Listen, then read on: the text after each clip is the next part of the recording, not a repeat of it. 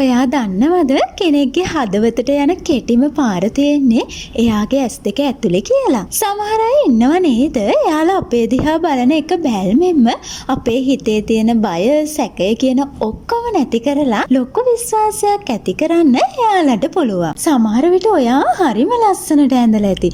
හරිම මිහිරි විදියටත් කතා කරනවා ඇති.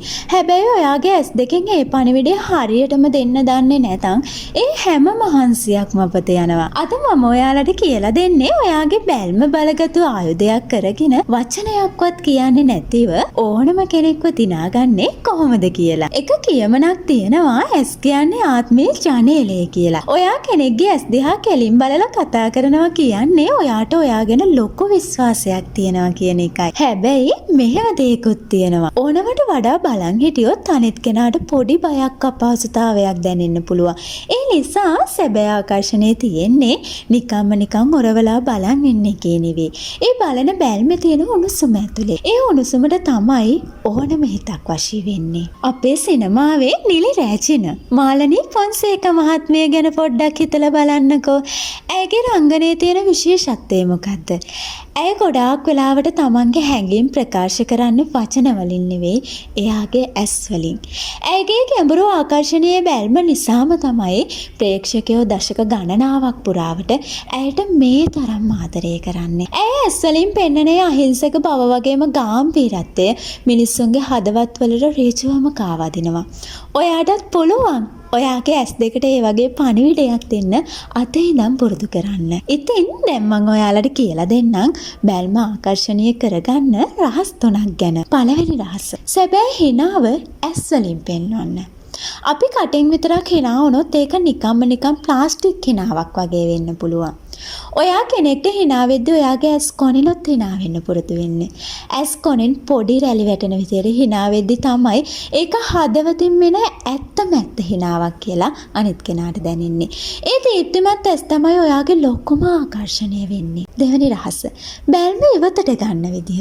ඒ කියන්නේ මොකක්ද? කෙනෙක් එක්ක කතා කරලා ඉවර වෙච්ච ගමන් ඇස් ඉවතට ගන්න විදිහෙන් ඔයාගේ පෞරුෂය තීරණය වෙනවා. කෙනෙක් එක්ක කතා කරලා ඉවර වුණ ගමන්ම බිම බලලා ඇස් ඉවතට ගන්න එපා. ඒකෙන් පේන්නේ ඔයාට ආත්ම විශ්වාසය අඩුයි කියලා. ඒ වෙනුවට හරිම හිමින් පැත්තකට ඇස් හරවන්න. ඒකෙන් ඔයාගේ ගාම්භීරත්වය ලස්සනට රැකෙනවා. තුන්වෙනි රහස. එහෙම නැත්නම් අවසාන රහස. උණුසුම් බැල්ම. සමහර අය ඉන්නවා එයාලා කෙනෙක් දිහා බලන්නේ හරියට රණ්ඩු වෙන්න වගේ හරිම තදි. එහෙම කරන්න එපා. ඔයාගේ ඇස් වටේ තියෙන මස් පිඩු ලස්සනට ලිහිල් කරන්න. හරිම මෘදු විදිහට කරුණාවෙන් අනිත් කෙනාගේ ඇස් දිහා බලන්න. ඒ ආදරණීය බැල්ම ඕනම කෙනෙක්ගේ හිතේ තියෙන බය නැති කරලා ඔයාට සමීප කරන මැජික් එකක් වගේ වැඩ කරනවා.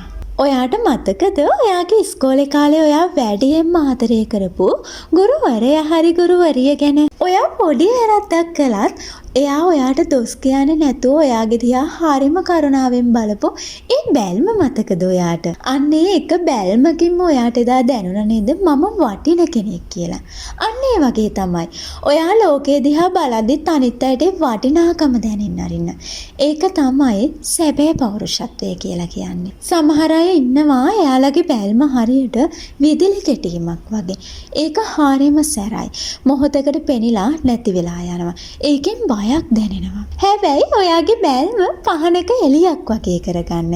ඒක මෘදුයි සංසුන්ව එක දිගටම පත් වෙනවා. ඒ වගේම තමයි ඒ එළියෙන් අනිත් අයට පාර පේන්නේ. ඒ වගේ ආලෝකයක් තියෙන ඇස් දෙකකට මුළු ලෝකයක්ම ආදරය කරනවා. මෙන්න මෙහෙම ප්‍රංශ කියවනක් තියෙනවා.